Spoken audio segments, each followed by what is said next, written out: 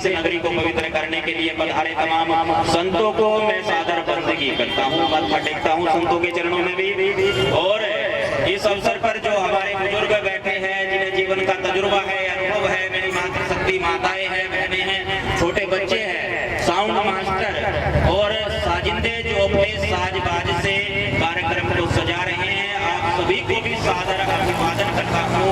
मेरा अभिवादन स्वीकार करें। सतनाम सतनाम सतनाम। वही छोटू नीचे बैठते हम वासी उस देश के सुन सुन आवे। गुरु महाराज ने इतने समय पहले बताया कि हम उस देश के वासी है। कहाँ के? बेगमपुरा शहर को नाऊ दुख अदो नहीं पेटाऊं, ना तस्वीर खिराज न माल कोप न खता न करस जवाल। हम तो वहाँ के वासी है। और वहाँ अब कहाँ क्या हो रहा है हमारे साथ में, क्या कर रहे हैं? अपने अस्तित्व को हमने खो दिया, हम खुद की पहचान नहीं कर पा रहे हैं।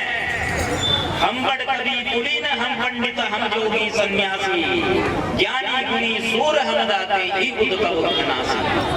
कि भैया हमारे से बड़ा कौन पंडित है? हम बड़ कवि, हमारे से बड़ा कौन कवि? इतिहास उठा करके देखे, जब भी कुछ लिखने की बारी आई, कुछ नया करने की बारी आई, तो किसने किया? सदगुरु समनदास जी महाराज फरमाते हैं, देखो एक चीज है, जो संत होते हैं वो हमेशा वर्तमान में रहते हैं, वो बीते हुए समय में नहीं रहते। चाहे सदगुरु रविदास जी हैं, चाहे सदगुरु समनदास जी है, आज भी मौजूद है। इसलिए कहते कि वाणी फरमान करती है या वाणी कहती है। ये नहीं कहेंगे कि सदगुरु समनदास जी महाराज ने पहले कहा था, कभी पहले नहीं कहा था, आज भी कहते ही हैं। सदगुरु समनदास जी महाराज कहते हैं क्या कि जलैया कटैया बुनैया गड़ैया उदैया, पता नहीं क्या क्या कहते थे, क्या क्या कहा उन्होंने कि वो सब काम हमने किए, जंगलों को हमने काटा, सड़कों को हमने बनाया, तालाब को हमने खोदा, और जो ये व्यवस्था की वो हमने की। सारी जो कठिन काम जो किए वो हमने किए। जब कुछ लिखने की बारी आई तो हमने लिखा, चाहे वो रामायण हो, चाहे महाभारत हो, चाहे वो भारत का संविधान हो। हम बड़ कवि कुलीन, हम पंडित, हम जोगी सन्यासी। अगर बात विद्वता की आए तो विद्वान तो हम ही हैं।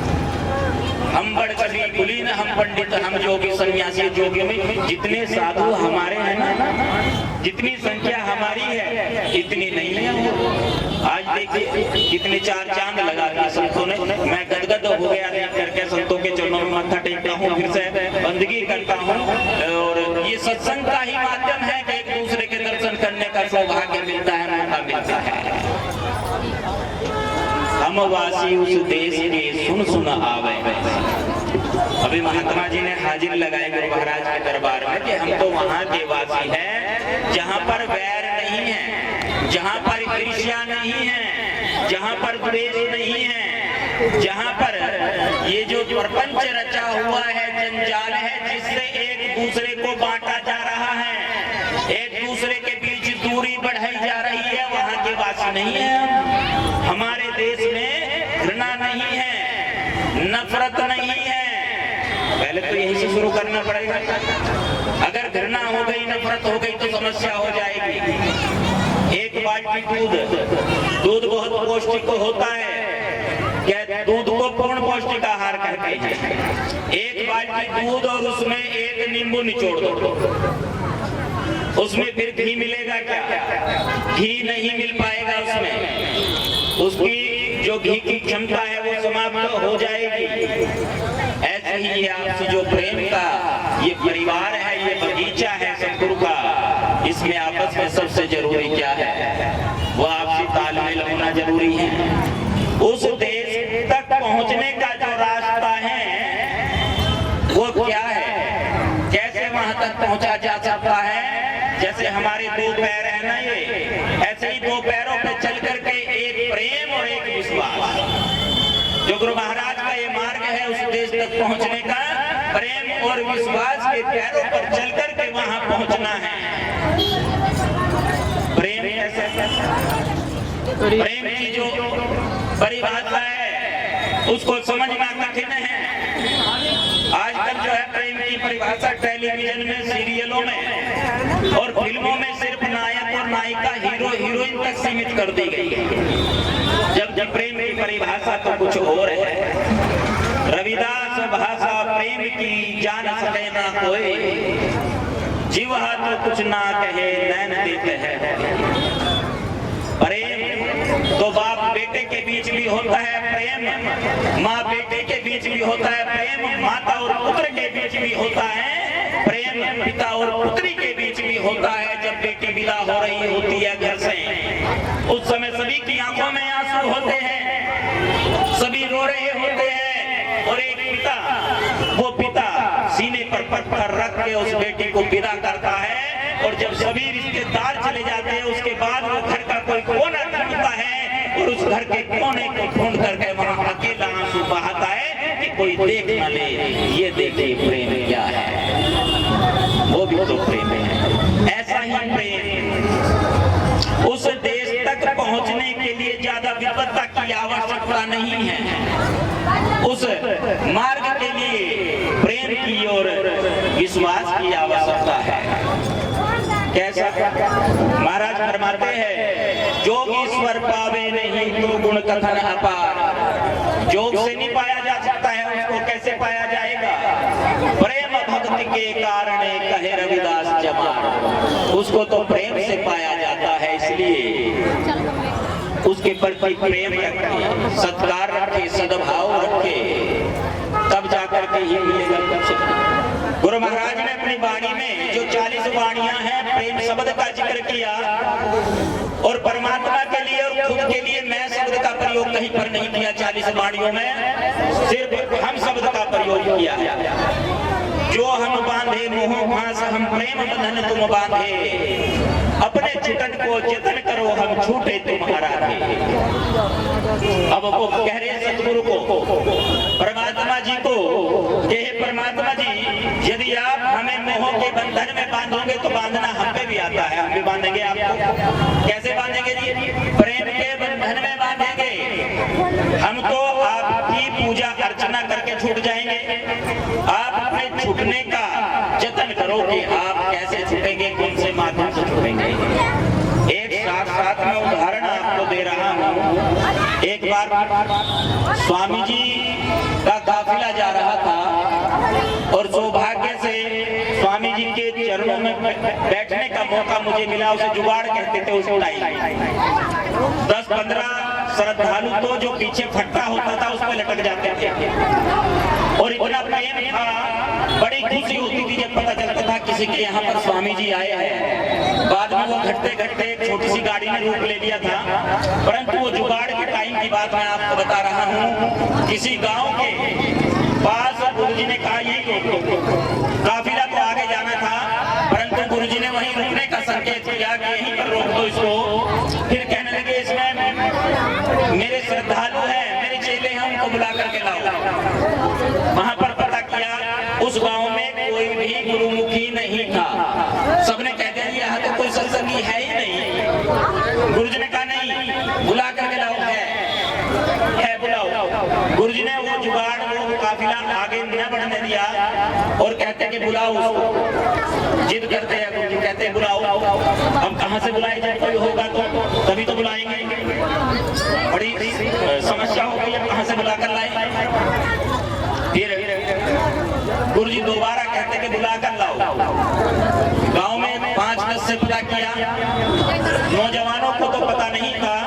कोई बुजुर्ग भिख से भेंट हुई किसी से और उनसे कहा, बाबा जी ऐसे ऐसे बात है, कोई यहाँ पे गुरुमुखी है क्या? तब गुरुजी ने कहा हाँ। गुरुजी कहते हैं उससे पूछो, उसे पता है बुढ़े को। गुरुजी ने कहा वो बताएगा, उसे पता है। यानी गुरुजी जो त्रिकालदर्शी होते हैं संत, स्वामी जी त्रिकालदर्शी, हर समय का ज्ञान रखने वाले, हर समय की जानकारी रखने वाले। कहते इससे पूछो, ये बताएगा। उस बुजुर्ग ने कहा हाँ, एक औरत है, बहुत बुजुर्ग हो गई है, 80 साल उसकी उम्र है, और उनके परिवार में सिर्फ वही बची है। और कभी समनदास का सत्संग लिया था उसने, कभी समनदास का सत्संग लिया था।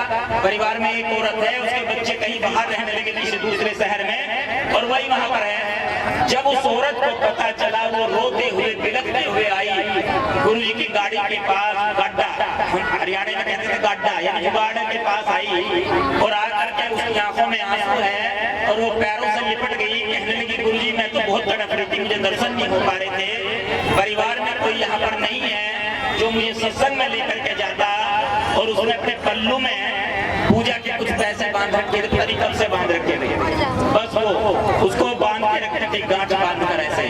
जब भी उसने कपड़े बदलने हैं और वो पैसे पूजा के उसने उसी पल्लू में बांध लेने हैं कि पता नहीं गुरुजी के दर्शन कब हो जाए, किस समय हो जाए और मुझे बंदगी के लिए फिर पूजा के लिए फिर भागना पड़ेगा, तब तक गुरुजी चले जाएंगे। उसने वो पल्लू खोला और पल्लू खोल करके वो पूजा अर्पण की गुरुजी को। गुरुजी बहुत ज्यादा प्रसन्न हुए, बहुत ज्यादा प्रसन्न हुए और आशीर्वाद दिया महाराज ने। प्रेम की भाषा, रविदास भाषा प्रेम की जान सके ना कोई, जिवा तो कुछ ना कहे नैन देते हैं रोए।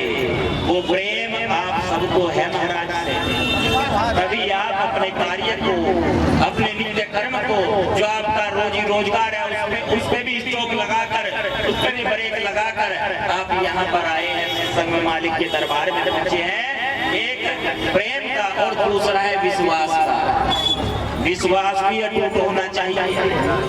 जब जीवन और मरण का प्रश्न हो, जीवन और मरण का प्रश्न हो, उस समय भी विश्वास ना डगमगाए।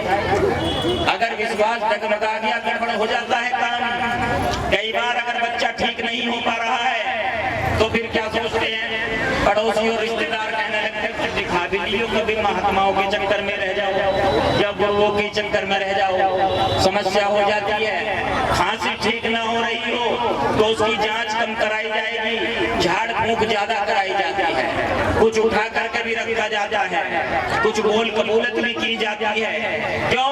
क्या पता इसी से ठीक हो जाए। वहां पर महाराज का क्या रहा, एक बात गुरुजी कहते हैं, क्या कहते हैं स्वामी सुमनदास जी महाराज, करोड़ रुपए पे धार मार देना पर अपना धर्म मत छोड़ना।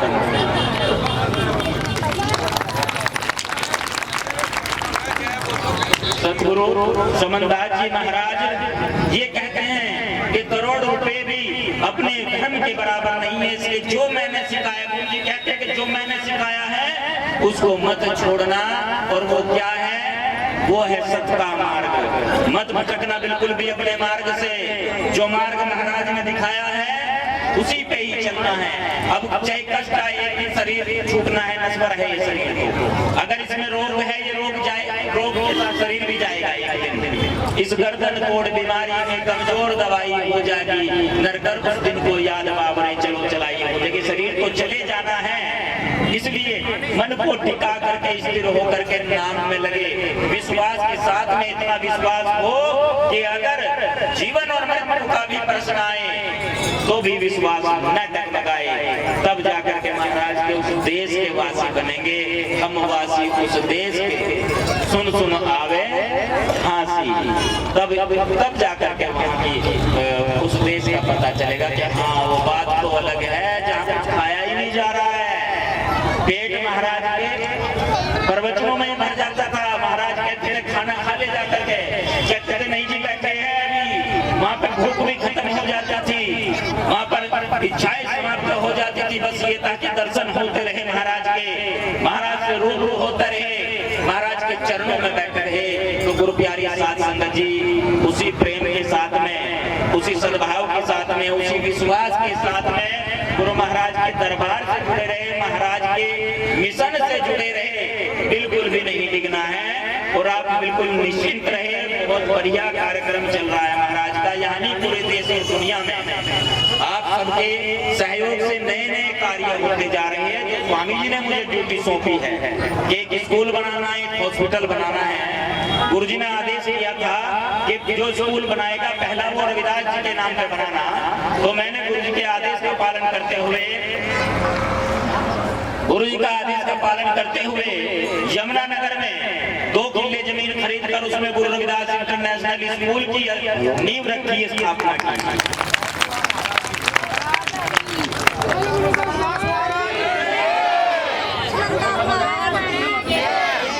गुरु जी के आदेश से फ्री कोचिंग सेंटर डेरा फरकपुर सतगुरु समनदास ध्यान योग आश्रम फरकपुर जगाधरी में एक फ्री कोचिंग सेंटर चला रखा है, जिसमें बच्चों को निःशुल्क कंपटीशन की तैयारी कराई जाती है। और अगर ये कहते हैं ना कि बच्चा बिगड़ रहा है, हमारा बच्चा कहना नहीं मानता है, घर से बाहर है तो बच्चा ठीक है और घर में आते ही ये चिड़चिड़ा हो जाता है, परिवार वालों की बात नहीं सुनता है, लड़ाई करता है, गुस्सा करता है। अगर ऐसे लक्षण आपके बच्चे में है तो एक बार इस कुटीर को मिलवाओ बच्चे को। 5, 7, 10 दिन के लिए, 15 दिन के लिए आश्रम में उसको छोड़ो, ठीक हो जाएगा, फिर तो वापस ले जाना, सुधार हो जाएगा। और अब गुरु महाराज के आशीर्वाद से और आदेश से एक कोचिंग सेंटर मुजफ्फरनगर डिस्ट्रिक्ट में शुरू होने जा रहा है मालिक के नाम पर। तो ये सारी सेवाएं आप सबको समर्पित है। जल्द ही एक सतगुरु समनदास चैरिटेबल हॉस्पिटल की हम तैयारी कर रहे हैं। आप सबसे मिलकर के बहुत अच्छा लगा, सबके दर्शन दीदार करके संतों के चरणों में फिर से मैं मत्था टेकता हूँ, बंदगी करता हूँ। सतगुरु रविदास जी महाराज, सतगुरु ज्ञान भिक्षु जी महाराज, सतगुरु समनदास जी महाराज को, बाबा साहेब को बारंबार बंदगी करता हूँ। इन्हीं शब्दों के साथ रजा चाहता हूँ जी। जय गुरु रविदास जी महाराज, जय स्वामी समनदास जी महाराज, जय भीम, जय भारत, सतनाम सतनाम सतनाम।